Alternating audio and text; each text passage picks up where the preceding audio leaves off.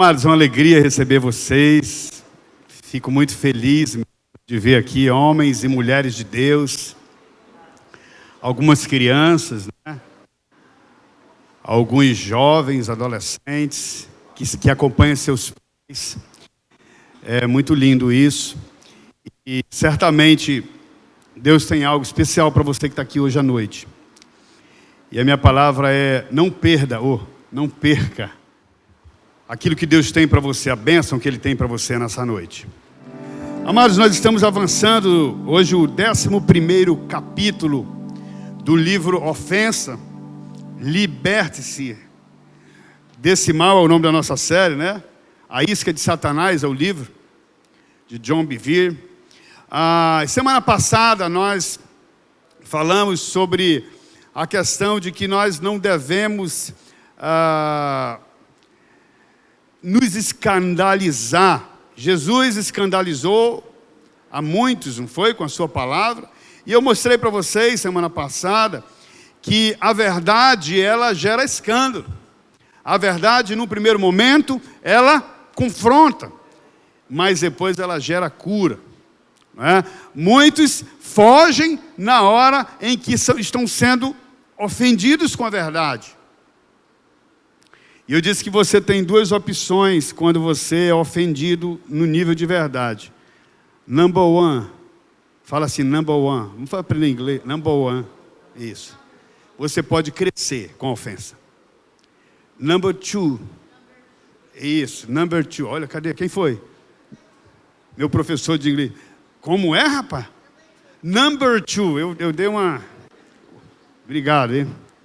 Number two, você pode tropeçar. Você pode tropeçar. Fala assim. Number two, tropeçar. E quando você tropeça, você cai. Aí, às vezes, é difícil sair daquele nível e levantar. Então, a ofensa, ela tem a instrumentalidade de nos fazer crescer, se nós interagirmos com Deus naquele momento em que nós somos ofendidos. Inclusive pela palavra. A palavra muitas vezes confronta. E o irmão diz, aquele pastor só fala para mim, parece que o bicho me persegue. E não é o pastor nem sabe que você está naquela luta. É o espírito, o bicho, se é o bicho pastor, não é o bicho pastor, é o bicho Espírito Santo, né, que está falando. E aí você tem o quê? Opção de crescer, ou opção de continuar como está, tropeçar e cair. Vamos ler Colossenses, quem pode abrir aí para nós? Colossenses 3, 12, 13, diz assim: vocês estavam mortos por causa de seus pecados e da incircuncisão de sua natureza humana. Então Deus lhe deu vida com Cristo, pois perdoou todos os seus pecados. Quantos pecados Cristo perdoou? Todos os seus pecados. Ele cancelou o registro de acusações contra nós, removendo-os e pregando-os na cruz. Desse modo, desarmou os governantes e as autoridades espirituais e os envergonhou publicamente ao vencê-los na cruz. Glória a Deus. Isso valeria uma salva de palmas para o Senhor, porque foi caro esse preço. Amados, então, nós vamos nos voltar nessa noite um pouco para essa questão de muitas vezes nós ignorarmos algumas ofensas, como se elas não tivessem mais consequências. Então, quando nós fazemos isso, muitas vezes nós evitamos enfrentá-las, né?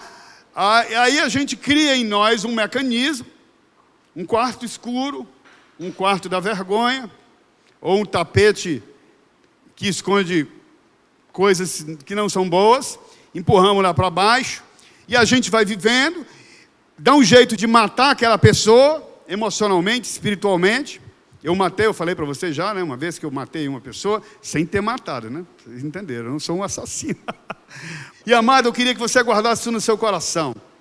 O perdão começa comigo sendo perdoado por Deus. E termina eu perdoando a quem me ofendeu. Como é que começa? Eu sendo perdoado por Deus. Primeiro isso. E depois termina eu perdoando a quem me ofendeu. Obrigado. Então eu quero ler agora Mateus 18. Mateus 18, nós vamos ver um episódio, novamente aquele gente boa, Pedro, né? O querido Pedro, que ao longo de todos esses estudos tem se diferenciado, né, amados? Aí no comportamento dele, é o cara que está sempre à frente. E dessa vez Pedro também, Mateus 18, eu estou procurando aqui para ler com vocês enquanto ele acha lá. Então Pedro se aproximou de Jesus e perguntou: Senhor, quantas vezes devo perdoar alguém que peca contra mim? 7. Olha que legal, o cara já faz a pergunta e já diz logo a resposta. Né?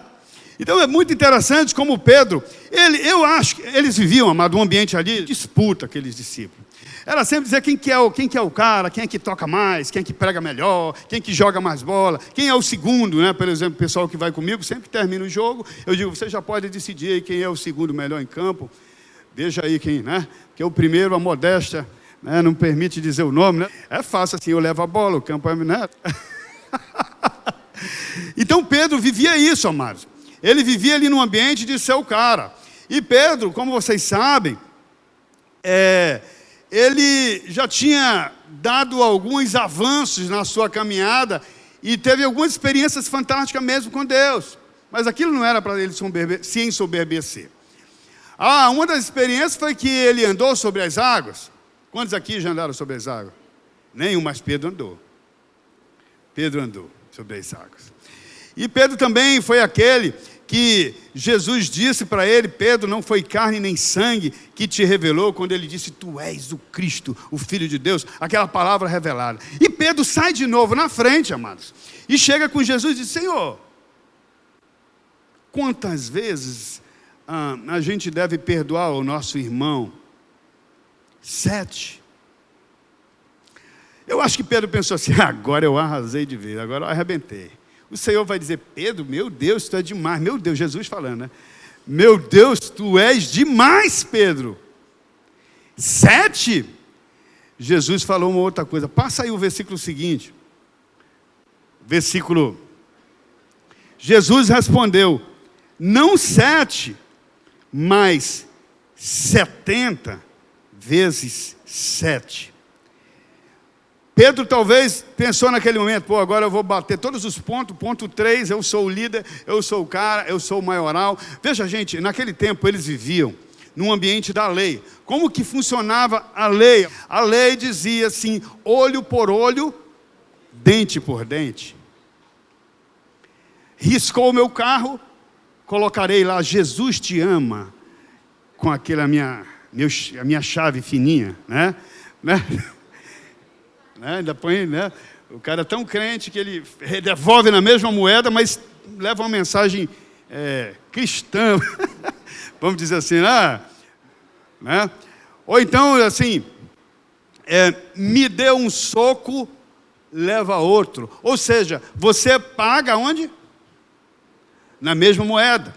Então, perdoar 7 vezes já era uma vantagem, gente. O Pedro não era tão bobo assim, tá ligado? Pedro não era tão bobo assim. Ele sabia que ele já levou para o Senhor um caso praticamente resolvido. Assim como ele já tinha calculado, 3 vezes era uma média boa, mas ele já botou logo para 7 vezes.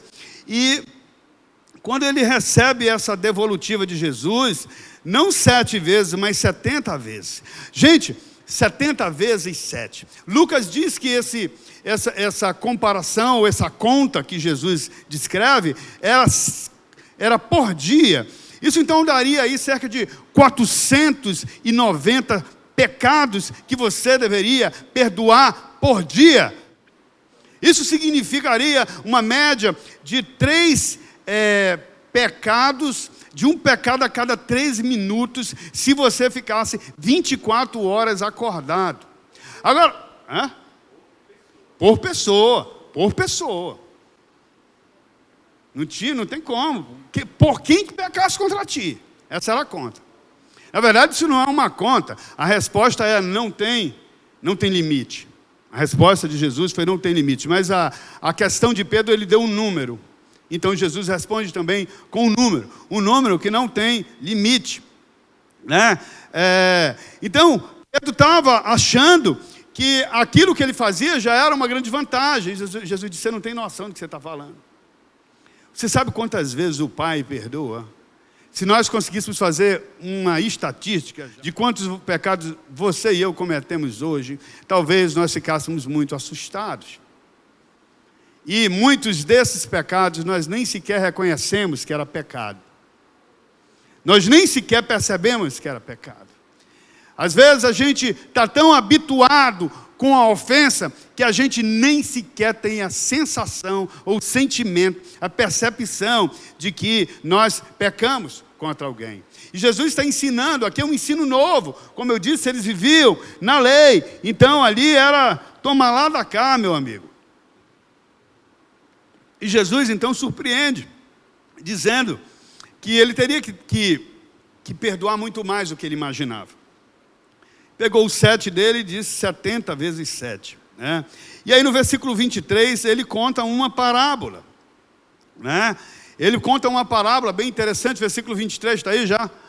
Portanto, o rei dos céus pode ser comparado a certo rei que decidiu acertar contas com os seus, guarda essa palavra, foi com o servo. Né? Então, versículo 24. Quando teve início o acerto, foi trazido à sua presença um servo que lhe devia, quanto? 60 milhões de moedas. Veja, a NVT era legal porque ela já traduz o peso naquela época para os dias de hoje. Então essa medida aqui não era uma medida monetária, era uma medida de peso. Né? Os talentos, né? Era uma medida de peso. Então um talento, tem vários autores que calculam isso, dizem que seria equivalente a 35 quilos.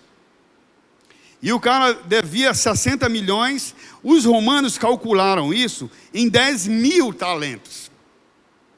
Então, amados, se nós colocássemos ontem, eu fiz umas contas ontem à noite para ver quanto que seria esse valor no dia de hoje, mas o autor também do livro faz uma conta, eu vou usar a conta aproximada da conta dele, porque ele faz em dólar. Então, amados, esses 60 mil talentos, ou 10 mil talentos para os gregos, equivaleria a 350 mil quilos. 350 toneladas, provavelmente de ouro, era a dívida que esse moço tinha, esse servo tinha. E essa conta, para os dias de hoje, seria algo parecido com 3 bilhões e meio de dólares que esse rapaz deveria pagar para o seu senhor. Quando o seu senhor fez a conta e viu que a dívida era impagável, ele chamou os seus servos, cobrou o cara e disse: olha, pega os filhos dele, pega tudo que ele tem e ele vai pagar essa dívida.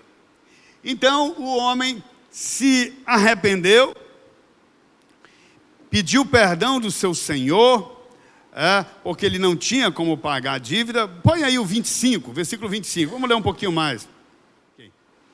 Uma vez que o homem não tinha como pagar, o Senhor ordenou que ele e sua esposa, seus filhos e todos os seus bens fossem vendidos para quitar a dívida. A dívida era impagável, ele teria que pagar com a família e com tudo que ele tinha. O próximo. Pode passar. O homem se curvou diante do Senhor e suplicou: por favor, tenha paciência comigo e eu pagarei tudo. E o que o Senhor fez no 27? Leiam aí para mim.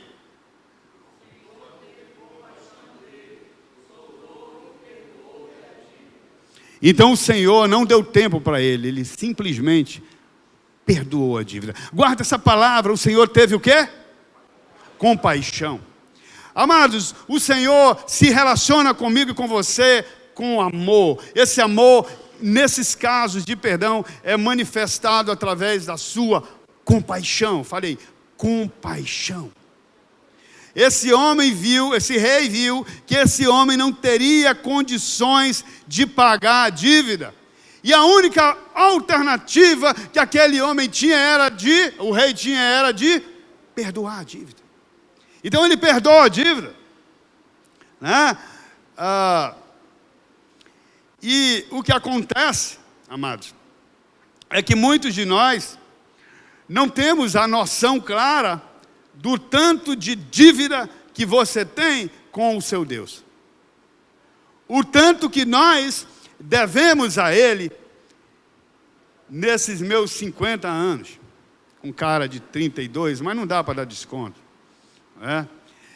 E quando nós não temos a noção, amados, do volume, do peso do pecado que nós carregamos, nós dificilmente conseguimos ter compaixão das outras pessoas. Eu aprendi, amados, em algumas lutas, nessa questão de aprender com Jesus a perdoar, o perdão não é uma questão de vontade. O perdão é uma questão de obediência. Eu vou dizer para você com muita sinceridade, gente boa. Você e eu não temos escolha. É um beco sem saída. Vocês vão já entender por quê. Se eu não libero o perdão, por isso que o título da lição é: se não dá, não recebe. Se eu não sou capaz de receber o perdão e devolver a outro, esse perdão é como se ele fosse cancelado. Eu até brinquei falando com uma pessoa esses dias sobre isso, explicando essa questão do perdão. Eu disse, funciona assim. É como se não é uma coisa simples, mas parece complexa. É como se você tivesse feito uma transferência para a conta de alguém e o valor precisava ser confirmado. E ele fica como lá? Bloqueado, né? Até que seja confirmado. E quando é confirmado, o valor é liberado para a sua conta. Eu diria que o perdão, quando ele é retido de alguém, você recebeu o perdão e você não devolve. A Bíblia diz, nós vamos ver daqui a pouco mais, que o Pai Celeste, assim como você perdoar, o Pai vai te perdoar. A pergunta é o seguinte: se hoje você fizesse uma avaliação sobre o seu nível de perdão, e você dissesse, Deus, pode me avaliar pelo meu método de perdão. Me perdoa o tanto que eu perdoo o meu irmão. Como é que vocês acham que ia ser a conta? Quem ia sair devendo? Então veja, o método de perdão não é o seu método. Estão ligados ou não? O método de perdão é o método dele. Porque você não tem mesmo como pagar. A dívida não seria possível pagar 350 toneladas de ouro. Ainda que ele trabalhasse a vida toda, não pagaria. E outra coisa, ainda que você e eu fôssemos santos, tão santos, não pagaria por causa da nossa natureza. Você tem que nascer de novo. Se não nascer de novo, não verá o Rei de Deus. E quando você nasce de novo, o Senhor deposita em ti o seu amor. Nós vamos já ver isso aqui. Romanos fala isso. 5:5. E quando Ele derrama em ti esse amor, você passa a ter o quê? Compaixão. Você vai ver que aquela pessoa que te ofendeu é um pobre, é uma pobre, é um coitado. Você foi perdoado e agora você é capaz de perdoar, seja qual for a atrocidade que você tenha recebido. Aí você diz assim, falar é fácil, pastor. Você acha que foi fácil para Jesus ir para a cruz? Você acha que foi moleza para Jesus, o Filho de Deus, o Todo-Poderoso, sem pecado nenhum, ser esbofeteado, colocar uma coroa de espinhos, rasgar as suas vestes, carregar uma cruz, ter as suas mãos, os seus pés perfurados, ser esbofeteado, ser humilhado da forma pior possível, e sem abrir a sua boca? Foi fácil. Então eu pergunto, quem é você e eu para não liberar perdão para um igual? Se Ele, sendo o Todo-Poderoso Santo, perdoou a gente. Amados, aquele homem sai feliz da vida. Agora minha vida mudou. Sem dívida. Demais. Show de bola. E saiu comemorando. E no versículo 28 ao 30 acontece uma história interessante. Conta aí, velho, coloca aí. Vamos ler junto? No entanto, Quando o servo foi procurar outro servo que trabalhava com ele e que lhe devia 100 moedas de prata, agarrou pelo pescoço e exigiu que ele pagasse de imediato. Olha que loucura. Olha que história que Jesus contou. Meu Deus, retrata exatamente isso. Veja que ele não diz que era um desconhecido, que era um cara que pegou dinheiro com ele. Ele diz que era também um servo. Em outra tradução chama de conservo, né? Ou seja, era como se fossem tudo irmão da IBU. Ou de qualquer outro lugar. Mas eles eram irmãos, eles estavam no mesmo nível. Ele não era um ímpio, ele era um servo tanto quanto o primeiro que foi perdoado. E veja, amado, que a dívida desse servo, ao invés de 3,5 bilhões de dólares, era de 100 denários. O que é denário? Um denário era equivalente a um dia, o salário de um dia de trabalho. E o texto diz que ele devia aí cerca de 1/3 de um ano. Se nós colocássemos o valor hoje, que esse homem ganhasse 45 mil por ano, era o mesmo que dizer que a dívida daquele homem era 15 mil. 15 mil é um bom dinheiro, né? Tem alguém com 15 mil aí sobrando, que não tem o que fazer, eis-me aqui para receber, né? Aí você vai dizer, é pouco, mas é muito, né? Comparado, é pouco, né? 15 mil a dívida.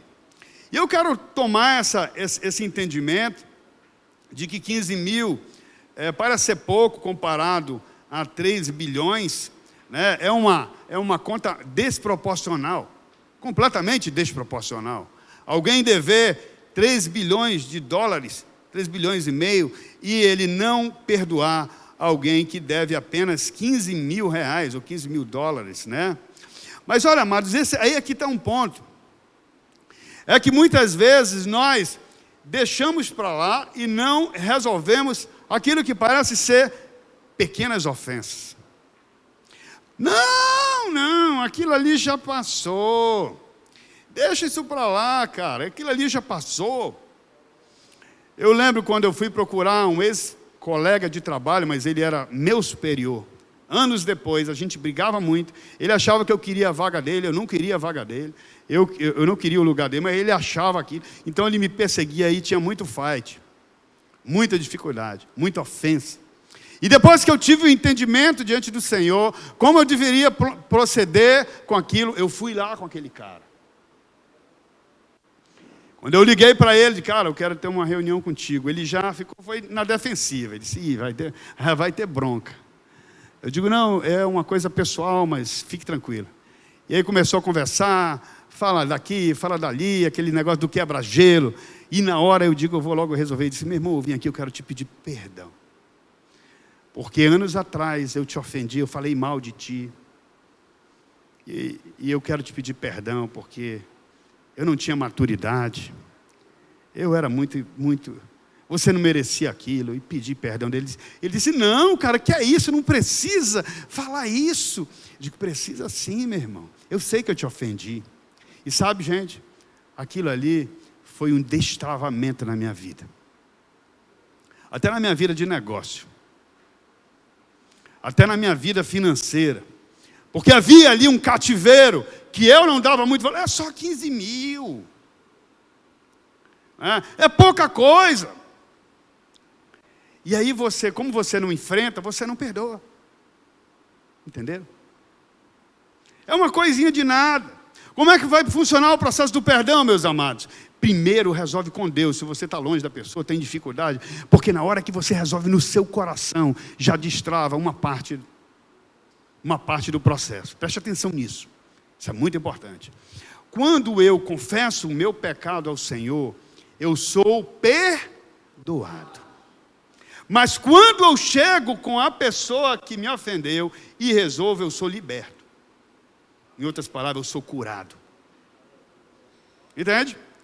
Então é importante você começar resolvendo com Deus. Eu sempre digo aqui para os amigos de fé, quando você tiver um entendimento novo, age a partir daquele momento dentro desse princípio. dentro desse entendimento.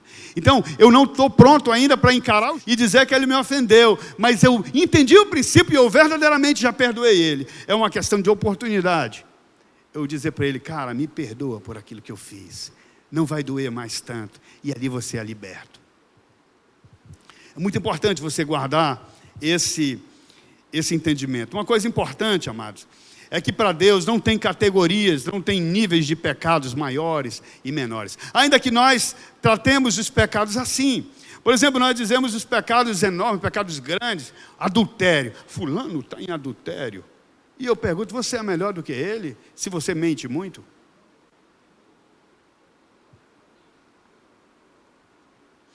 Ah, tu sabia? Fulano de tal usa droga, um drogado, vive com álcool, bebe álcool, é uma pessoa que vive com pornografia. E eu pergunto, você é melhor do que ele? Quer dizer então que se você fizer um pecado menor do que esses que eu citei, você está mais no céu do que ele? Resposta, não. Você não está melhor do que ele. Você não é melhor que uma prostituta. Sabia? Você não é melhor do que um pedófilo? Do que um homossexual. Homossexual não, pera lá, agora isso avançou demais. Lésbica, não. Não me compare com isso. Meu príncipe, minha princesa, homem de Deus, mulher de Deus, você vai para o inferno do mesmo jeito, se você não perdoar que vai um homossexual ou uma prostituta que não se arrepende dos seus pecados. Estão ligados? É importante entender isso.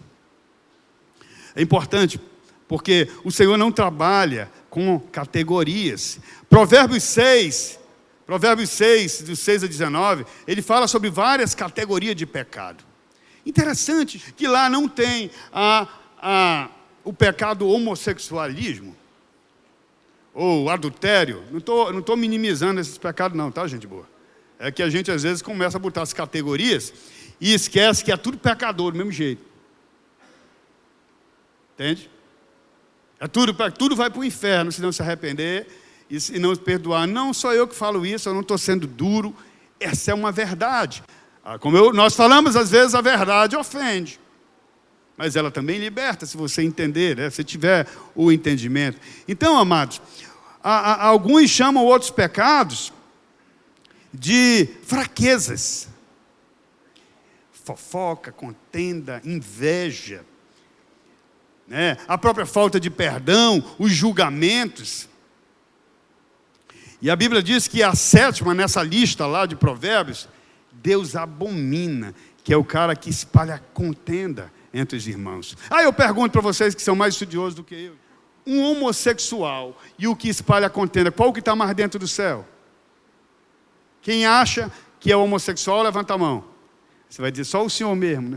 Vou baixar aqui. Ou o que espalha contenda? Quem acha aqui? Todos estão destituídos, todos pecaram. Então, amados, você não tem como dizer, aquela pessoa me ofendeu de tal maneira que você não tem noção. Você não tem noção, pastor. Eu quero dizer para você, meu amado, que infelizmente, se você não crer no Senhor Jesus, não perdoar, como à medida que perdoares, vocês serão perdoados, você e eu, o nosso destino é um inferno. Se Jesus não tivesse pago pelos nossos pecados, o nosso destino era o inferno. Isso independe se a pessoa é um mentiroso, um homossexual, ou outra coisa qualquer, um adúltero. Todos os pecados pecaram independente da categoria. Interessante que eu vi uma história de um menino, essa questão do inferno, né? Eu acho que está até no livro, não sei se é nesse livro. Um menino de 8 anos que caiu num bueiro, e foi difícil tirá-lo, e ele morreu por uns 40 minutos. E ele disse que quando ele saiu do corpo dele, e ele chegou do outro lado, vamos dizer assim, ele não conseguia descrever o nível de escuridão, o nível de trevas que havia naquele lugar. Ele conta que ele ouvia gritos tão desesperadores e indescritíveis de terror que ele ouvia naquele lugar. 8 anos. E ele disse que num determinado momento uma voz disse: você é meu. E ele, num total desespero no seu corpo, ele ouviu uma outra voz que dizia: deixa ele voltar. E ele conta que enquanto ele voltava, ele ouvia coisas completamente desesperadoras. Era um ambiente de inferno que o Senhor permitiu que ele visse. E quando ele chegou no local onde os paramédicos estavam fazendo massagem cardíaca, tentando ressuscitá-lo, ele via o pai dele do lado orando, dizendo: Senhor, se o Senhor devolver a vida dele, eu dou ele inteiramente para ti. E o menino sobreviveu. Eu não sei se ele está vivo ainda, mas se tornou um homem de Deus, um pastor. Amados, o inferno é uma realidade, e é para lá que Satanás vai, e quer levar você e todos aqueles que rejeitam Jesus como seu Senhor.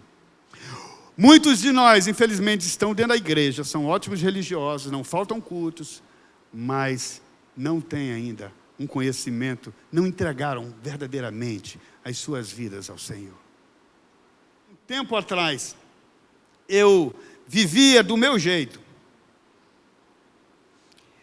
Quando eu cheguei nos meus 37, 38 anos, eu disse para o Senhor que o segundo tempo da minha vida seria do jeito dele.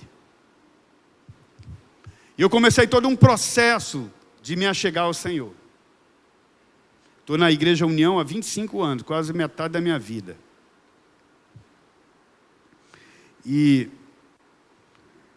quando eu resolvi tomar decisões e avaliar meu passado, minha história, um menino que tinha tudo para dar errado, que perdeu, praticamente não teve pai.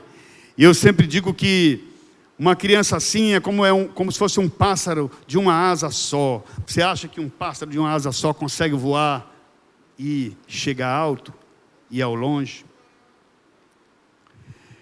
E eu tinha um lugar na minha casa, que era o meu lugar secreto, e eu passava madrugadas buscando ao Senhor para me entender. Eu não chorava, amados. Eu não conseguia chorar. Eu tinha tido tanta dor na minha história que eu não conseguia chorar. Uma única foto que eu tenho com meu pai, não sei onde está essa foto, algum irmão meu guardou.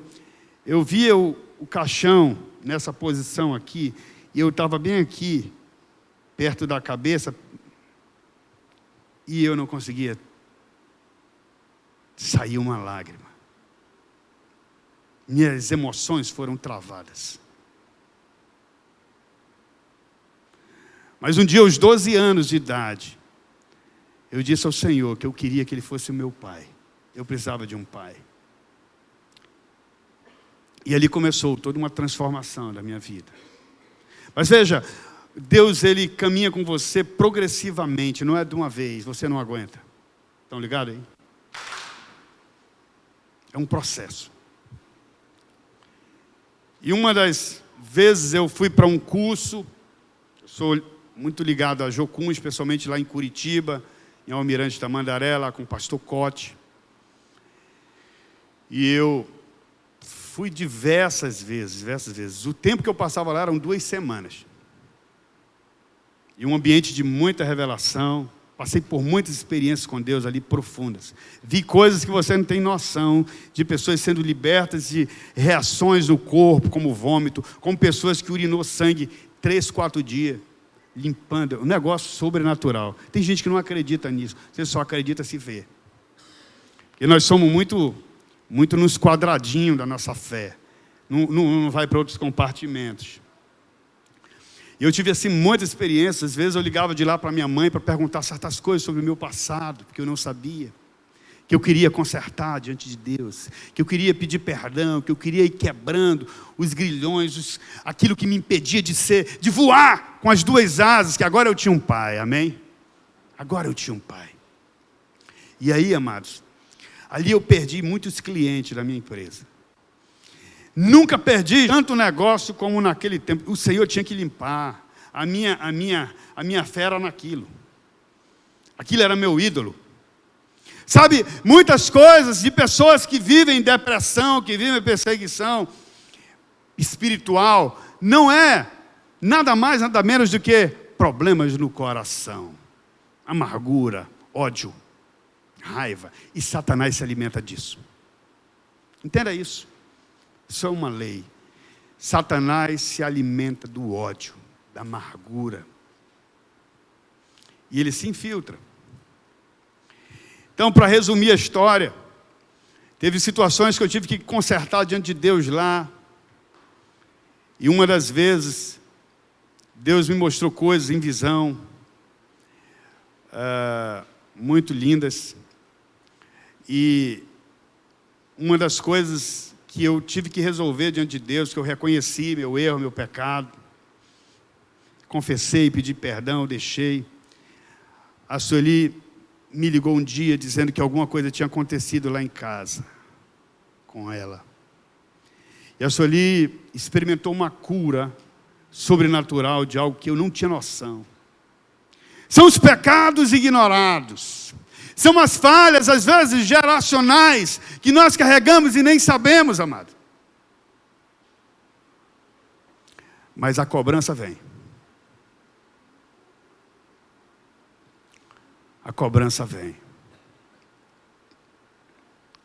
E depois que eu passei por tudo isso, o Senhor me tirou tudo. Perdi cliente, perdi negócio, fui perdendo, fiquei praticamente sem nada. Depois que o Senhor me limpou e viu tudo que estava no meu coração, são muitas experiências, não temos tempo para falar sobre elas todas. Eu comecei ele me deu a reconstrução. Eu fui reconstruindo. E hoje eu vivo num nível que eu não sei nem explicar para vocês, de sobrenatural. Amados, a vida com Deus é sobrenatural o tempo todo. Jesus dizia que ele não tinha onde reclinar a cabeça, ao mesmo tempo ele tinha tudo. Inclusive, quando tinha uma multidão para alimentar, bastava ter uns poucos de pães e peixes que todo mundo comia. É assim que acontece com quem anda com Deus e anda limpo na sua caminhada. Queridos, Deus nos escolheu para, assim como Ele, perdoar. Ele nos chamou para isso, nos perdoar. Esse homem, versículo 29, coloca aí, por favor.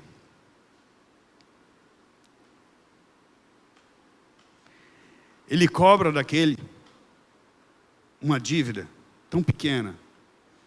Você sabe aquele negócio do cara dizer, ei, ele vai pagar aqui na terra. Você sabe o que isso significa? Em outras palavras, eu não perdoo.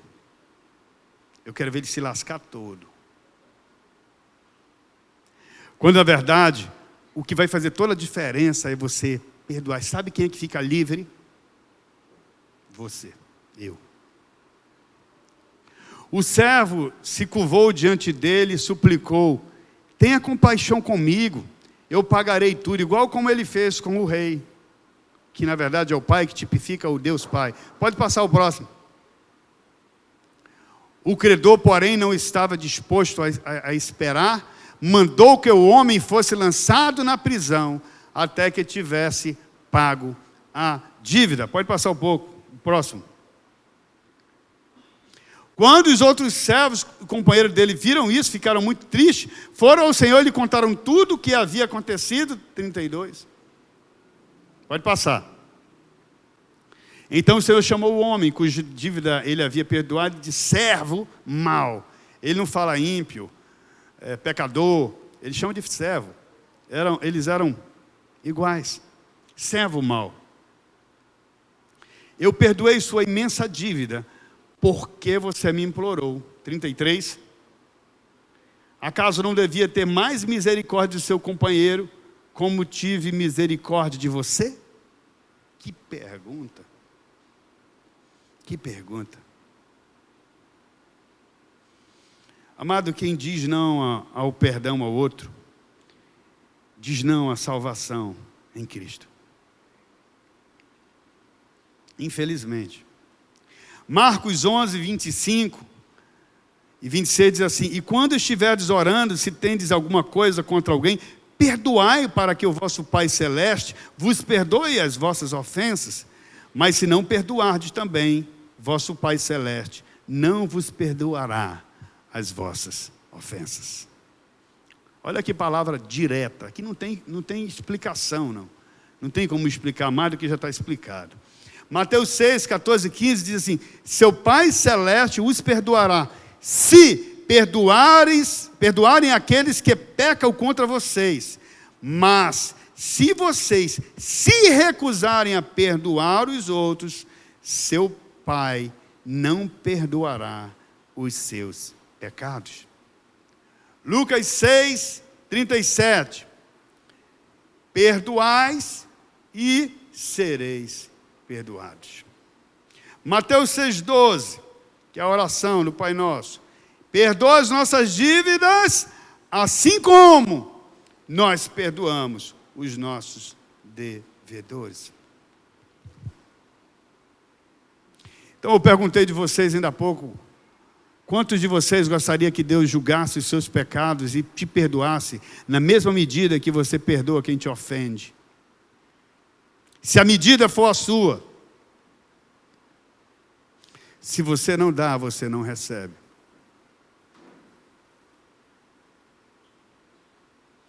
Mateus 18, 35 diz assim: como aquele homem não perdoou, nós lemos o 34 ainda há pouco, né? E o 35 diz assim também. Coloca aí o 34, Mateus 34 e 35, vamos lá. Irado, o Senhor mandou o homem à prisão para ser torturado, até que pagasse toda a dívida. Então o que isso significa na prática?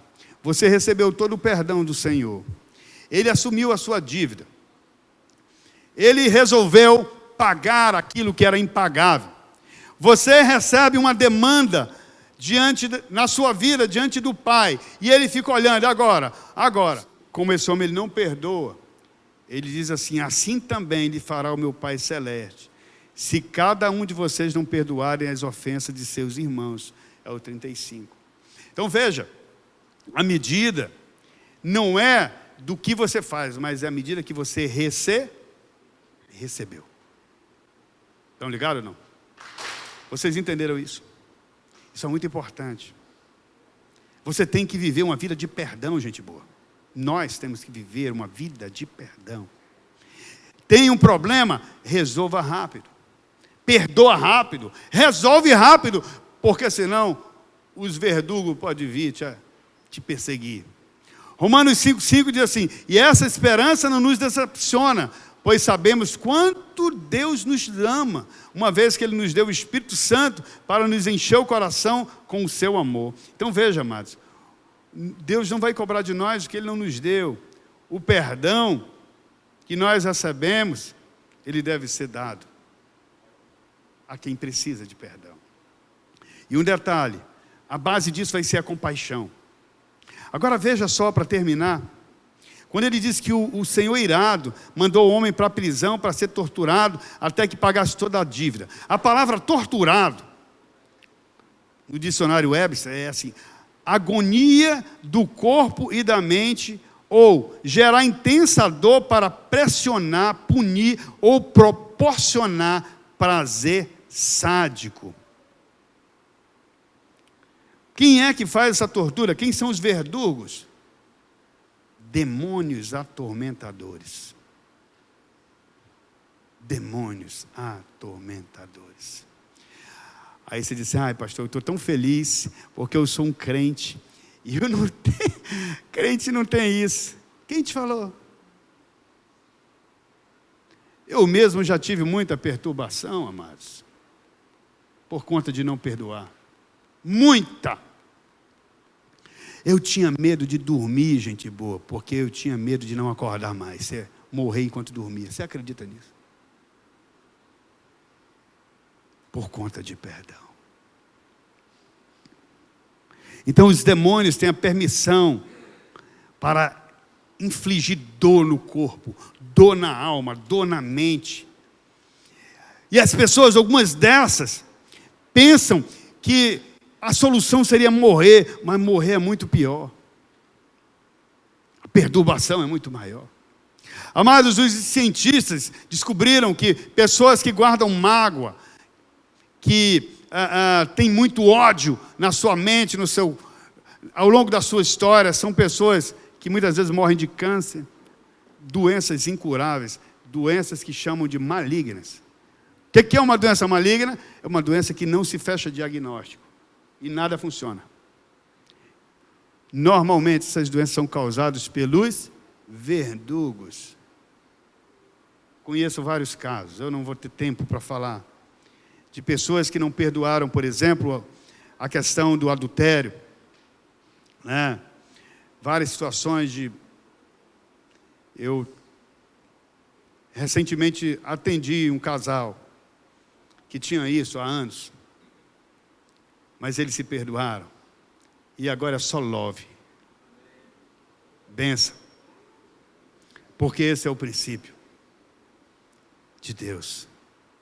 Amado, você diz assim: pastor, mas naquele dia que o pastor Joctan pregou lá, dia X, YZ, eu levantei a mão, eu fui na frente, fiz a oração de arrependimento e tal e tal. Mas, amado, se você não perdoar, você pode quantas vezes quiser ir lá. Não é eu que estou inventando isso, está na palavra. Eu li vários versículos aqui para vocês. E a Bíblia diz, eu quero ler o último passagem, 2 Pedro 2, 20 e 21. Aqueles que, amados, rejeitam o princípio da forma de Deus. Olha o que Pedro diz: e quando alguém escapa da maldade do mundo, ao conhecer o nosso Senhor e Salvador Jesus Cristo, mas depois de se deixar emaranhar e se escravizar novamente pelo pecado, está pior do que antes. Pode passar o próximo. Teria sido melhor nunca haver conhecido o caminho da justiça, do que, conhecendo-o, rejeitar a ordem recebida para viver de modo santo. Muitas vezes em infiltrações demoníacas, como Pedro explica aí, era melhor nunca ter aceito, porque o estado se torna pior. E detalhe, o Senhor já derramou no coração de todos nós essa capacidade de perdoar, mas o orgulho, eu não vou ceder, eu não vou, se quiser que venha. Os verdugos adoram isso. É o lugar onde eles atuam. Então, amado, nós precisamos tratar com a falta de perdão. Do contrário, ele vai dar ordem e você vai pagar a dívida impagável que Jesus já pagou por você.